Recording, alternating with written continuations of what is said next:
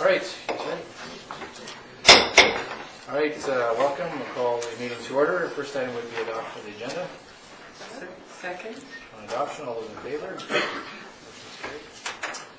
We do have two delegations this evening. I understand that Councillor Swift will excuse herself for the first one. That's Dan and Ben Fisher regarding 1829 Beaufort Avenue. Councillor Swift has a potential conflict of interest. So, Mr. Fisher, oh, there you go. You're Ben, I am assuming. I am Ben, yes. All right, welcome. Thank you. Thank you, Your Worship and Council members. Good evening. My name is Ben Fisher. I work for Mountain West Properties as a development manager. Dan Fisher, our president, is also in the audience tonight. I'd like to just briefly run through a few of the variances that we have requested through this DVP application. The first variance over here, number one, the green variance, that has to do with the site frontage. And with the current CD1 zone, the minimum site frontage is 40 meters. This piece of frontage here is just over 33 meters. So in order for it to conform, we need to vary it from 40 to 30 meters. So that's number one. The second variance is over here in the center. And that has to do with subdivision of the property. The current minimum lot area in the CD1 zone is around 4,000 meters squared, and that's roughly the whole area of the property. So it doesn't allow us to subdivide the property as is. So by varying it to about 1,900 square meters, we're allowed to then use this phase boundary and subdivide our residential and commercial phases and begin to create our strata lots to then sell off. Variances 3 here have to do with 2 parking stalls that are located directly up against that phase boundary line. And that line is considered, during phase 1, considered a property line. So that parking space is essentially 1 meter away from that phase line. So we have asked for a variance of 0 meters setback from that lot line until construction is done for both phases, where then this line would now dissolve and there would be no variance required there. The fourth variance has to do with the parking stall here and here, right up against the commercial and residential buildings. And what we've had to do is slightly nudge these stalls a little bit to the north, just to allow people to properly access or egress from these buildings without running into a car as they come out. So these cars have been pushed up a little closer to the west lot line. So variance number 5, located over here, has to do with just slightly reducing the minimum width for this drive aisle. And it's just by about 4 inches. And that has to do with reconfiguration of the surface parking lot and other sorts of exercises we had to go through. The last variance over here, number 6, has to do with one standard car stall in the underground of the residential building. And what has happened there was, during building permit drawings, our structural engineers they notified us that we need to include a shear wall here. And that has made it very difficult for a car to properly come in underground and then park into the stall. So we have now designated that stall as an ultra small car stall that will accommodate both a motorcycle and a small car stall. So we'd be happy to answer any questions council or the public may have. That concludes this presentation. Thank you. Mr. Fisher, any questions from members of council? No? Seeing none, thank you for your presentation. This matter will be discussed shortly in the agenda. All right, next delegation is Thomas Knight regarding the development variance permit application DVP 12-7, 1895 Road, Vanessa Avenue. Good evening, Tom. Welcome.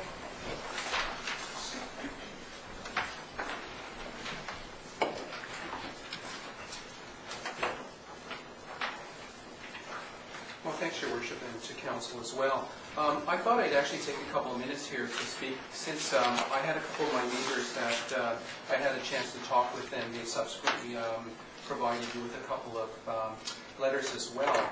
And I have to say, you know, I've been living there just under 7 years. I mean, I'm totally in agreement to what my neighbors say about the nature of Buena Vista Avenue, the mature trees, the streetscapes, and everything else that just make it one of the nicest streets in Comox. And, you know, in terms of doing this infill project, I'm really looking at maintaining that. And hopefully this infill project, if it gets the opportunity to be approved, will allow it to be looked at as a way of moving forward with, say, other potential infill sites you get.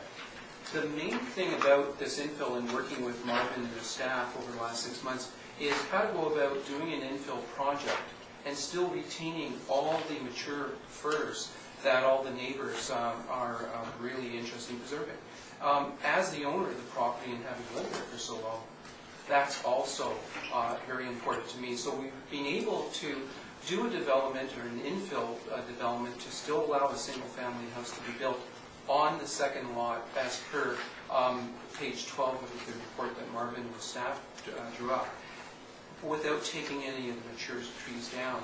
And so that's probably the first thing that I would like to put out and address, because a lot of neighbors who came to me, their biggest fear was that somehow, as a developer, I was going to come in and clear the site. And in fact, I'm doing the opposite, trying to be sustainable and making sure that we preserve all the trees and keep what that property looks like.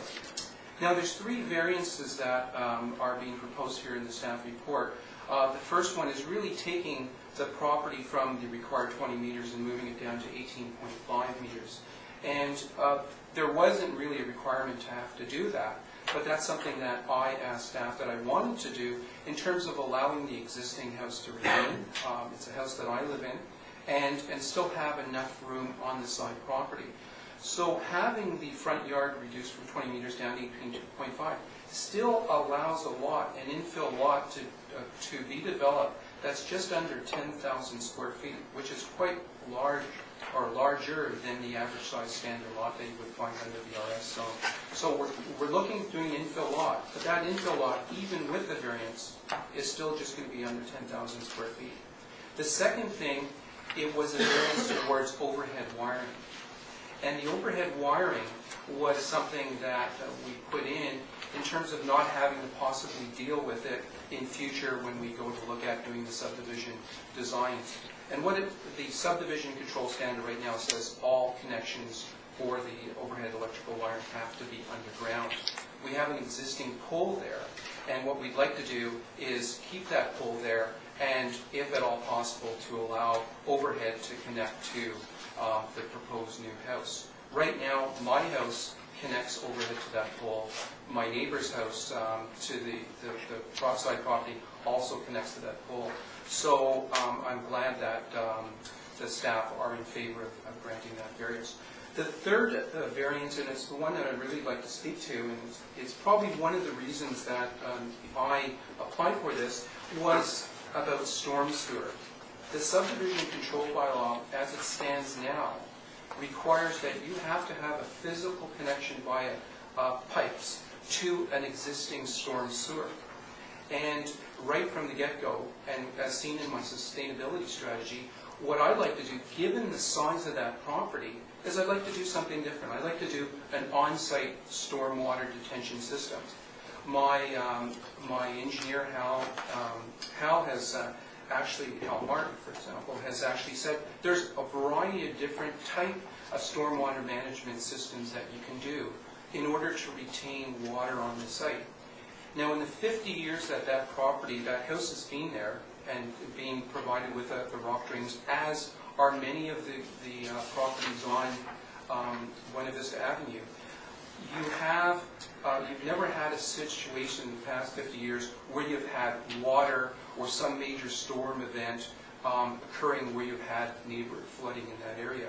The reason being is that a lot of these lots on Buena Vista are large enough to obtain or have the water percolate into the system. More importantly, because you have the mature firs on the site, I'm advised that those mature firs take up between 40 and 62% of all rainwater that lands on that site. So by retaining all the trees on the site and having an on-site storm detention on place, you have the ability to actually continue allowing those trees to be properly fed. They take an enormous amount of water, and under the current subdivision bylaw, the majority of the water under through piping would be discharged from the site. Now, I was told I only had a couple minutes, so I couldn't really give a PowerPoint demonstration, but I'd like to leave you with a couple of things that when you drive along Comox Avenue, or some of the sites that have been developed over the years, where they do these projects in the multifamily, do have stormwater managements in place. If you look at the back, some of these trees have been dying, and in fact, the condo or the multifamily project that fronts onto Comox Avenue, that's directly behind me, in the time that I've lived in the residence, they have 2 trees being removed, and there's a 3rd one dying. So there, and if you go along, you'll see other trees that are eventually, because of losing the natural absorption of water, are slowly dying. I don't want that to happen along my property in Buena Vista, and that's why I'm proposing, as part of the subdivision strategy, that if I'm granted the right to continue, to have my engineer work with the town's engineer to come up with something alternate than putting pipes in the ground and discharging that water off the site. I think that it's good. I'm really grateful that council has adopted the regional growth strategy and everything that it says in there about sustainability. I'm really glad that council adopted the recent OCP that talks about doing infill and looking at taking some of these old neighborhoods and fitting houses into them to make the cores more dense. I think that's a great step forward. But I think what we also need to do is to look at our engineering practices that fall in line with a lot of the progress that, not only your council, but other councils in towns and cities in British Columbia are doing in terms of how to manage stormwater. And so that's why I've been asked to speak to you this evening, is that I really want to protect the trees on that site. I think we can do it. My engineer advises me that you can do an on-site storm detention that will allow water to be retained on the site. And I'd like to be able to do that in order to keep the neighborhood as it is. So thank you very much for your time. Thank you, Mr. Knight. Any questions for Mr. Yes? Just a question. And, yes, the 2 cedars on the front, Right. which are the keeping is dependent on whether there is a separate driveway. That's right. Is what will make the decision as to whether it's a joint driveway or 2 driveways? Well, there is no decision yet. We prefer to actually have the 2 separate driveways. We were originally looking at one and having a mutual access easement over that, but I think in looking at other solutions, we're kind of thinking, maybe having 2 separate independent driveways are better. And besides, if any of you have driven by the site, they're cedars, but they're not major cedars like those old growth trees that I have on the site. So yes, we are taking 2 sites down, but they're not the type of trees that are the mature conifers or firs that are existing on the site right now that the neighbors would like to see retained. Okay. Any further questions? Seeing none, thank you for your presentation. Your matter will come up on the agenda shortly. All right, we have minutes of meetings to approve and receive. So first of all, the council meeting of January 16th, the minutes for approval. So moved. Second. And seconded. Approval then. All those in favor? Motion is carried. And then the committee of the whole meeting minutes of January 23rd for received. Second. All in favor? Motion is carried. Right, no committee reports, unfinished business. Management report at page 13 for receipt then. Second. All in favor? Motion is carried. We're going to be talking about organic waste collection services, and we're still waiting to hear back. Of course, we're within the 140-day decision timeframe for the Northeast Woods Crown Grant. So, unless there's anything further, we'll move on. Page 15. Yes? Oh, sorry. Go ahead. I was moving on ahead of you. Okay. Page 15 then, we were going to talk about the commingled collection of organics. You may recall we talked about this some time ago in terms of buying bins and so on. In fact, we thought we might even be up and running by now, but staff have been working with the regional district, and they provided this report and a series of recommendations. Tom Boatman and Mr. Smith from the regional district are here, I suppose, for any detailed questions, but staff are here to answer any questions. So did you have a general question to start? On the report, I have a question. Sure. Yes. I just wondered, what did we pay for yard waste now going the route other than the,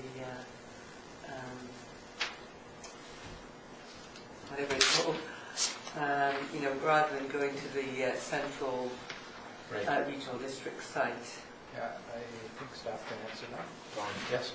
Oh, we pay them, the rate is somewhere between $3.90 and $4 per household per month.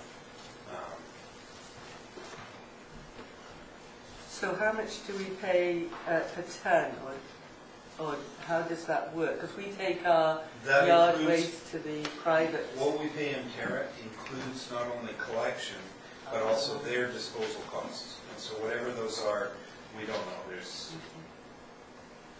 We pay for the service combined.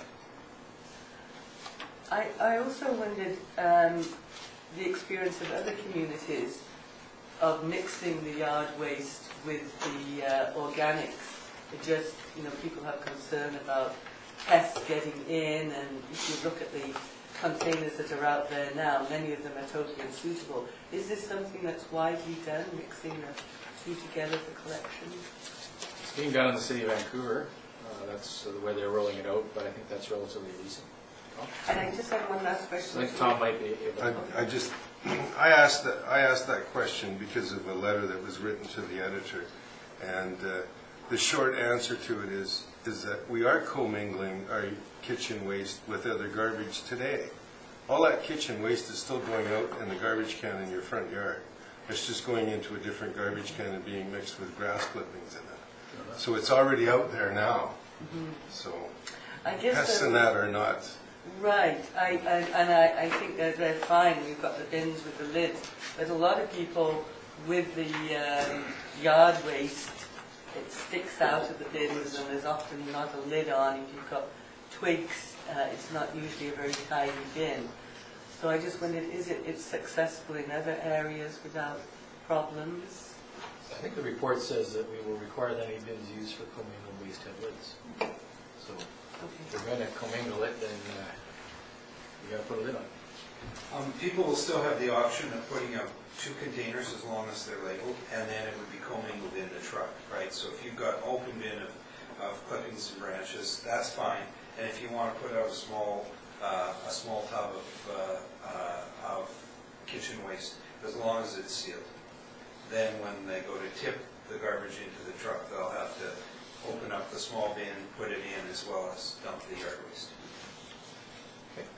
And will we just be taking organics in terms of vegetable remnants and food, or will we take the wider range of products that are being contaminated with food, like milk cartons and pizza boxes? Will that be involved at this stage, or will it just be... My understanding is that is the plan. The regional district has yet to finalize the list of what will or won't be accepted. At this point in time, our expectation is that they won't allow plastics. But anything that's paper or cardboard or waxed paper, like milk jugs, milk boxes, would be okay. Okay. Thank you. That's a pleasure. No, thank you. I think the good news story to this is that the bins that we had anticipated that we needed to buy can now be put aside, and we can save ourselves some money. And it was interesting when I did talk with the staff at the regional district during the solid waste management meeting. They reminded me that this is a pilot project, and throughout the pilot project we may discover the right bin or the wrong bin to use. So it was encouraging to hear we can stand down on that, save ourselves some money, and proceed in this manner. Any other general questions or comments? Yes, Councilor King? I didn't see this in the write-up here. The pilot project is completed when? The expectation is that it'll last at least a year. The point, Your Worship, the point that they make, that Vince made in his memo, which is attached to mine, is important, that this, the composting of kitchen waste organics is an important part of the diversion that the solid waste management plan is committed to. Yes, thank you for that. Councillor Swift? I'm just curious, under the organics material delivery, it says that it will be collected 4 days per week. So I'm wondering what the impact on the garbage schedule is. Do we see 1 day for general garbage and another day for recyclable, and then We collect garbage, generally speaking, Tuesday through Friday. Sometimes if Christmas or New Year's Day falls on one of those, sometimes they divert to the Monday or Friday, but we only pick up garbage 4 days a week for residential service. Well, the schedule's not going to change, it's just... yeah? So you would anticipate Your your garbage day was Your garbage day stays your garbage day. Yeah. Okay, thank you. Councillor Kennedy? And one last question then. When the pilot project's completed, can you just walk us through the process of review of the pilot project and how that will play out? I'll turn that one I to think the regional district will be monitoring that for sure. Yeah, Your Worship and Council, for those that haven't met, my name is Vincent Tongan with the Comox Valley Regional District Solid Waste Management Service. The idea of the pilot project, and this is the piloting collection and composting of organics, is the approach recommended in the Solid Waste Management Plan. We feel starting with the pilot project will allow us to work the bugs out of the system and figure out what we may need to improve upon in order to roll this out region-wide, which is the intention as laid out in the Solid Waste Management Plan. We will assess the effectiveness of the Gore Cover system composting system that we are trialing for the pilot period, and be able to assess the costs and what the costs would be for the program going forward. We will also confirm the volumes that we would receive, and that would, having measured the volumes that we receive at the pilot facility, will help us better plan what we're going to require for a larger regional scale facility. The other thing that they'll be able to see, hopefully, is that our residual garbage going to the landfill, the weight will hopefully go down, and the change in the residual will give them a clear indication of the percentage of diversion that we're able to achieve. Okay. Certainly other communities that piloted these kinds of projects have fairly quickly moved on to full implementation. If that's any comfort, hopefully it will be accepted more broadly. So there's a series of recommendations here. Any reason why they cannot be done together? Okay, so we can do them all together or separately, however the council wishes to proceed. Recommendations 1, 2, and 3. Thank you. Second, please. Moved and seconded on all 3 recommendations. Any further discussion? Seeing none, all those in favor? Motion is carried. Thank you, town and regional district staff, for your perseverance on this. Okay, so speaking of regional district, we have for receipt minutes of the Regional District Board of January 22nd, Hospital Board of January 17th, and Solid Waste Board of January 17th for receipt. Move receipt. Second. Receipt of all 3, moved and seconded. Any discussion? All those in favor? Motion is carried. Okay, no bylaws. However, we do have new business under consideration. Councillor Swift, declaring your conflict of interest. 1829 Beaufort Avenue. I do believe that our planner has the ability to answer any further specific questions. There was, of course, a map showing the variances. Is there anything further you wish to add at this time? No. Okay. So there is a recommendation, unless there's further questions of staff. I'll move the recommendation. Thank you. Moved and seconded. Any further discussion? Seeing none, all those in favor? Motion is carried. Somebody can get Councillor Swift.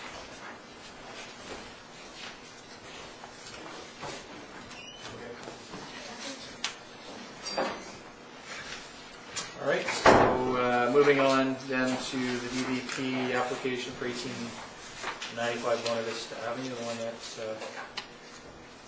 Mr. Knight was speaking to us about. I'll move the recommendation. I'll second it. Moved and seconded. Any discussion?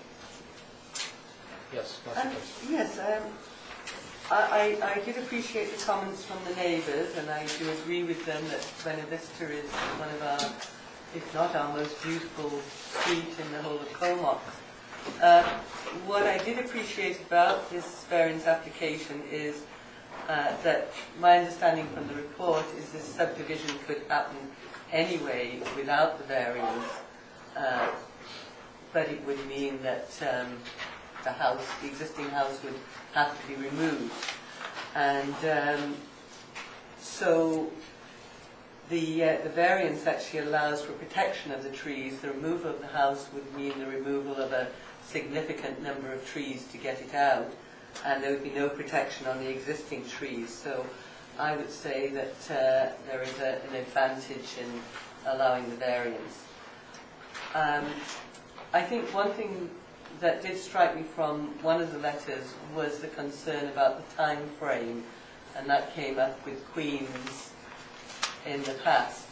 And I know we made it a commitment to make sure our applications are dealt with in a timely manner, but I would like to see that it's not at the expense of the public process. People do need time to consider it and understand what it's all about.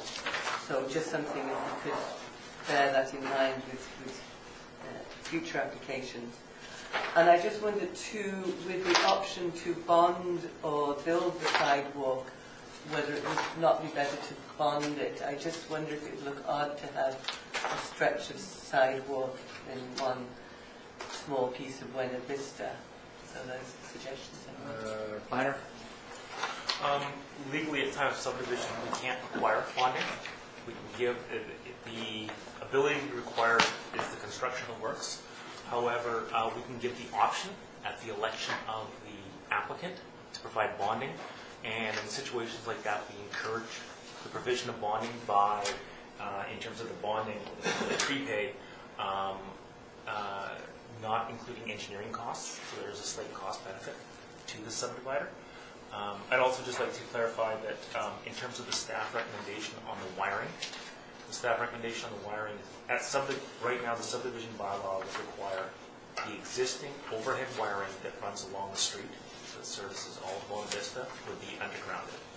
Staff recommendation is that remain overhead. And however, that any new service, i.e. to service the proposed lot, would be underground. So the drop service coming off an existing pole, with the proviso that if to provide that underground drop service, an additional pole is required, that then it would be allowed to be overhead. So the idea being that we don't want to have, by going to underground on property, we don't want to have additional poles put on the street. Just want to make that clear. Yeah, in terms of the timing of these applications, we are following the procedures that's established by policy. Council wants to provide different direction than we could. That being said, we have received submissions in a timely fashion, and people have taken the time to write. So, I mean, I guess that's something we have to balance out, but certainly staff followed the standard notification procedures to neighbors. And they have been given the opportunity to make submissions, and they've made submissions. So, I'm not sure what more could be done by giving it another week or two or three. So, that's just something we're following until staff or until council gives other direction. So, are you ready for the question? Yes? Just a comment, I'd just like to say, I appreciate that staff have been innovative and creative with this one and the applicant. I think it's a street that is very much cherished by much of the community, but I think this is a really nice compromise to ensure that we retain that character, but at the same time meet the needs of the entire community of the infill. Yeah, it certainly was designated for infill potential as part of the OCP. Any further? Seeing nothing, all those in favor? Motion's carried. All right, so moving on to correspondence. We have the letter from the CBRD regarding 2013 Comox Valley Water Committee voting structure for receipt and Assignment of votes. Move receipt. Second. On receipt then, all those in favor? Motion's carried. Discussion? And, oh, Is there any discussion about it? Yes. well, I was going to move that Councillor Fletcher, as last year, had 2 votes, and that she retains 2 votes this coming year also. All right, and I take it that the other vote would be 1 vote for Councillor Tom Grant. Yes. That's your motion? Is there a seconder for that? Need somebody to second that motion? I'll second. Sorry. Any further discussion? Seeing none, all in favor? Motion's carried. Yeah, go ahead. Just before we move off, I still find it confusing. Page 71, the March the 13th action speaks to that the town of Comox should have 4, but the town of Comox has 4 votes. And I'm not quite sure, reading through this report, and I know we discussed it before, but I'm not quite sure how we ended back with 3. Good question. We have 2 representatives there that can tell us the story. Well, it's because in January of every year, the corporate legislative officer of the regional district has to look at the bylaw and the policy and interpret the bylaw. And the way he interpreted it was that extra vote that Comox got was only for the balance of 2012. And the board won't, and the water committee, and the majority of the water committee so far have not been in favor of giving that back to Comox. That's the short of it. Thank you for the short story. And just a short little addition. The bylaw wasn't amended, it was a policy direction. That's part of the issue as well. So when the corporate officer is designated to look at the bylaw, he has to look at 3 for Comox. And that's what he's directed to use when he recognizes the consumption at the end of the year and allots the votes based on consumption has changed. With I don't know if that helps. I understand we have 3, so it still seems murky. It does give me concern, though, that when we have one entity within a group of entities, one entity has the power to make all the decisions. It also almost makes the committee superfluous, except as a discussion place. So I would have thought the original intent of the Water Committee wasn't that. So I don't know.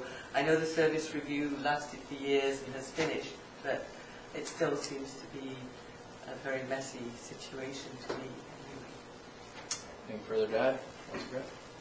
Well, I think that if Comox Council is concerned about that, certainly I think we could send we could make a resolution here and issue a court challenge with the regional district and the bylaw and the interpretation of the bylaw right now.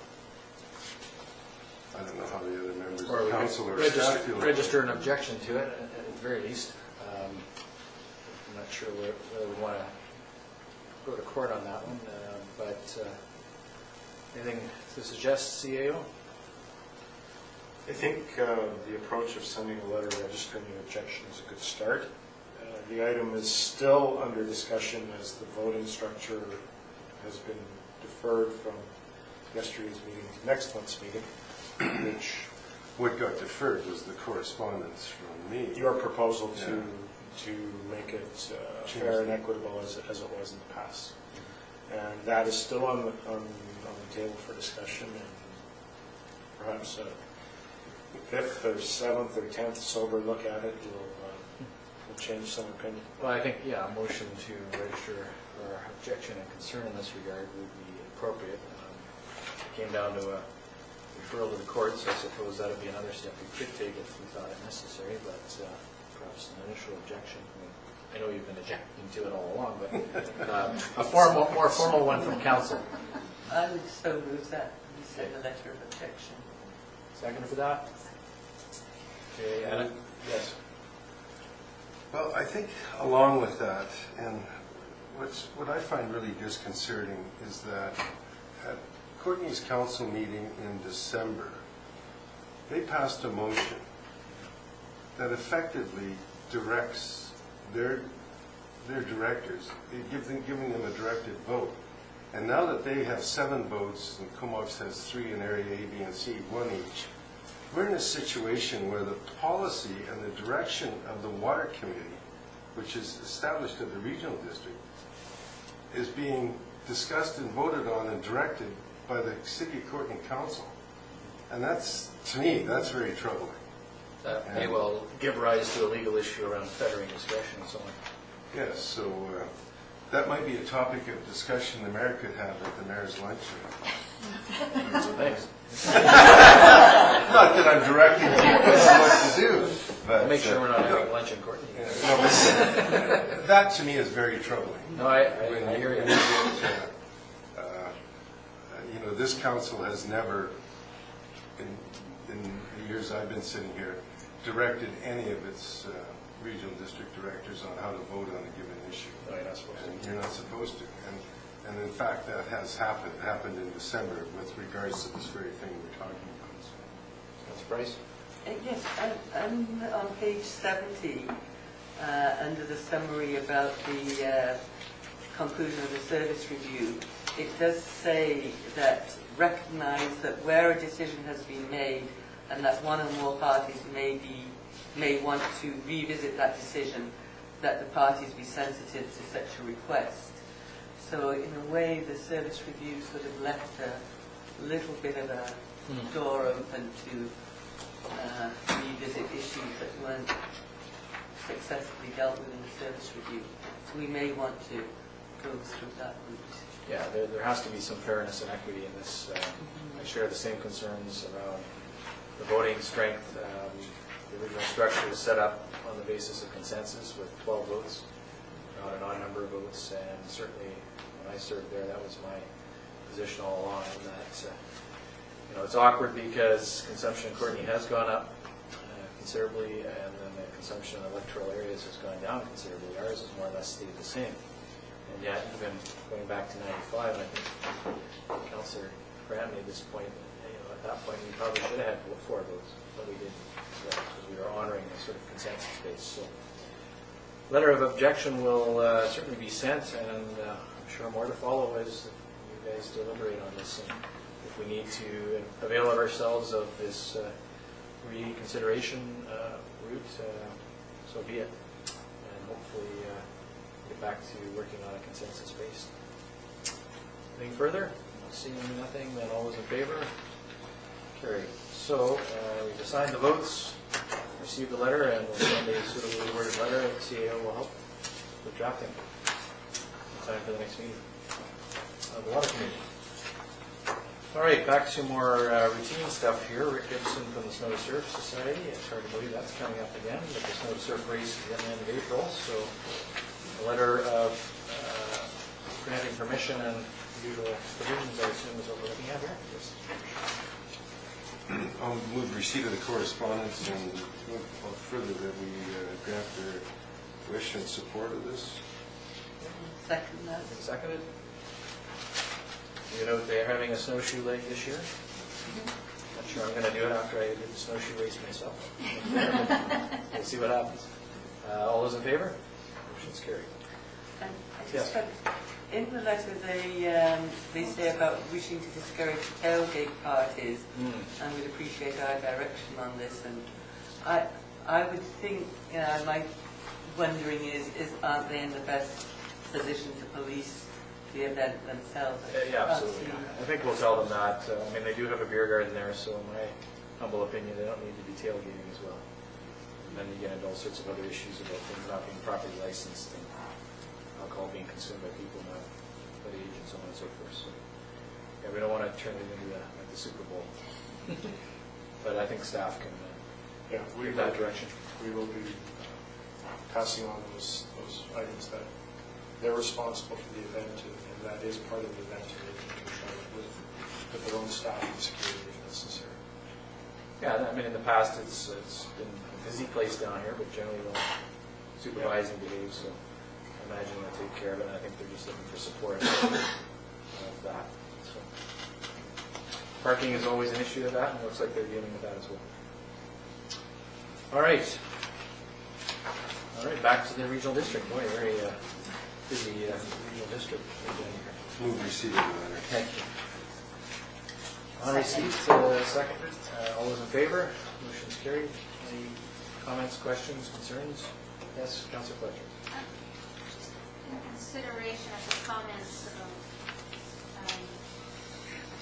flooding, would it be fair to say that the Brookwood Creek diversion was built in order to compensate for the water that was coming off from Courtney's development, and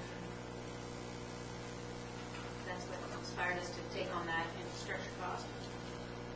It was done in the day of yes, the upstream drainage that was part of the Courtney's development, as well as what flowed through the rural area and into the town. At the end of the day, that cost was less? In excess of $2 million. And there was federal intervention money as well. Well, as we're finding with the Northeast Stormwater Management Plan discussions, I think Councilor Grant had asked this question, you can maybe measure what we're getting into that system, but we can't really control what's uphill of it. The land and forest, of course, was logged and cleared, and I suppose the argument would be that they would, if it does get annexed and developed, they would provide the stormwater retention on site. That's what they're supposed to be. I know that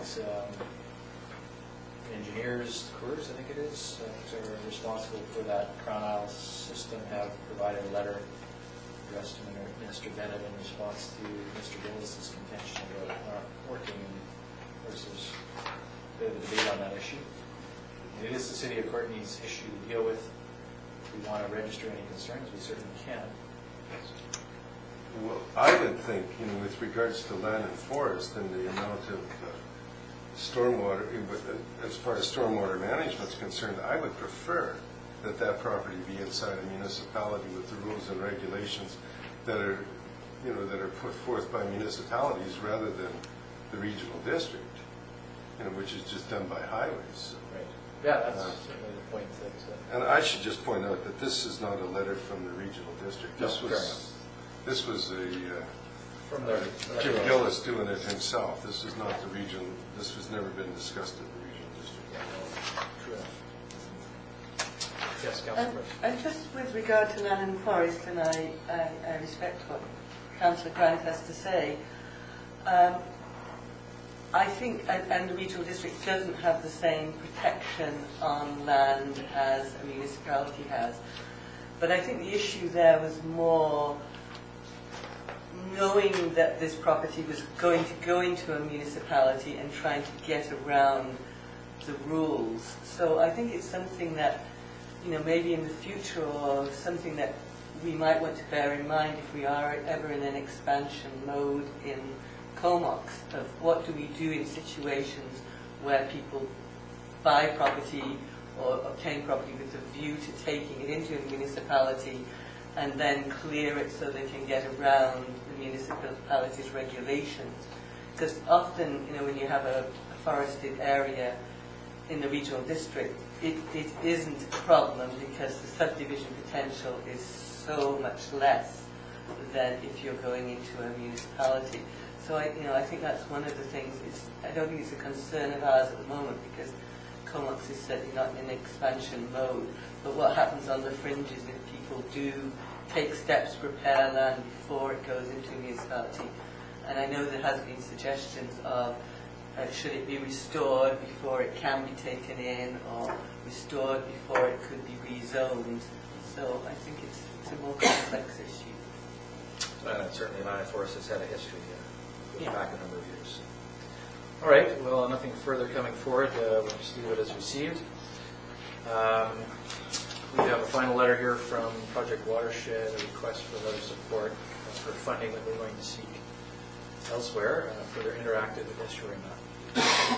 So a motion to receive the letter and move that you send a letter of support. Receive a letter of support. Seconder? Second. Any further discussion? Seeing none, all those in favor? Motion is carried. So we'll send a suitable letter.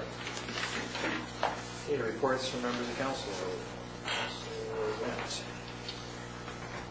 Well, since we last met, I attended a solid waste management meeting, I attended a hospital meeting, both up in Campbell River, attended a water committee meeting, a sports committee meeting, a sewage commission meeting, and I believe in there was also a regional district board meeting. Thank you. Councilor Chang. Yes, I attended the BIA AGM meeting at the Blackfin a couple of weeks ago. Celebrated Robbie Burns Day at the town office. Had some oatmeal delivered to staff, a facsimile of haggis. Went to a VIHA new hospital presentation at the Filbert last Thursday, North End Hospital's project public hearing, and a library board meeting this Saturday in Nanaimo. Okay, thank you. Councilor Price. I attended the Comox Archives and Museum meeting, and there is going to be an event on the 28th of February at the museum for Mourn the Lawn. That was the day that the lawn burnt down. Yeah, not quite sure we can't be here, so we'll be involved. The AGM is coming up on Saturday, March the 16th. And we will be having some sort of ceremony at the Anchor down in the Marina Park. The Royal Canadian Naval Association, the Comox Valley branch, paid for the sign that's gone up there, and the town made the frame and installed it. So many thanks to the town. We will do an unveiling there. I did take part in the Walk for Memory, the Old Timers Walk for Memory, in memory of Duke and his wife Melba, and I was able to say a few words on behalf of the Comox Archives and Museum Society. Duke was very much a supporter of ours. And I also chair the Friends of Comox as a forestry circle. Thank you. Councilor Swift. Since I was last here, I had attended the regular Filbert board meeting. I attended the VIHA board meeting where the focus was on the presentation from the hospital, and the food commission meeting. Thank you. Councilor Fletcher. Thank you. Since we last met, I attended the solid waste and the hospital meetings in Campbell River. We had a financial planning day with the regional district, 29. Our board meeting, on the 29th. And yesterday at the Comox Valley Regional District meeting, sewer, water, and sports, and we had our Councilor Tom Grant elected chair for both sewer and water. Great. Thank you. All right, since we last met at council, I attended a proclamation of Red Tape Awareness Week at Simon Cycles with the Minister of Small Business, Naomi Yamamoto, as well as representatives from the Canadian Federation of Independent Business. And also later that day attended a small business roundtable sponsored by the Chamber of Commerce with Minister Yamamoto. Chamber of Commerce also had its annual awards night. I attended that. One of the staff members in our office shared the Citizen of the Year Award, which was nice to see. The Alzheimer's Walk, as mentioned, I participated in that. The CAO and the fire chief and I attended the Select Fire Hall Committee meeting at the City of Courtenay at their invitation to discuss with them aspects of the potential automatic aid agreement, as well as to outline to them the fire training facilities that we have here at the Comox Fire Hall, and of course reiterated our invitation for them to come and check them out, whether they're members of the fire department or their council at any time. So we'll see what they do with that. North Island College hosted Minister John Yap, Minister of Advanced Education, last Monday, a week ago Monday, at both Campbell River and Comox Valley campuses. Equipment funding announcement in Campbell River, and then a roundtable discussion at North Island College here, and that was both events were very well attended and also educational. The board was here at the end of January, so attended both the board reception and the board meeting, and of course we all know that the hospital project is on track. And Howard Wallner is nearing retirement, so I think this is his last board meeting that he'll attend here in Comox Valley. He's got a couple more months to go, so I wish him well on behalf of the council his upcoming retirement. CAO and I, as well as the town planner, met with the developers and architects and general contractor for the hospital hotel project here on the waterfront, and looked at, for the first time, myself anyway, a conceptual plan that we're looking to bring forward for their application for rezoning. And they've got a few things to think about before they make a formal application, but they'll be quite impressed, I think, with it when it comes forward in the near future. Also, I was invited to attend the Glacier Kings game last Friday night. Dawn to Dawn Action Homelessness Society was having a promotional event to do with the Raise the Roof National Tooth Day, which was yesterday, I think. So Richard Clark and others were there, and they raised some money for Dawn to Dawn, and of course raised the profile of the issue. And we were able to drop the puck on a very successful night for the Glacier Kings, who won 6-0. So that was good. That's my report. No late items. Any questions from the media? There's no questions from the public here. So a motion to adjourn would be in order. So moved. Those in favor? Motion is carried.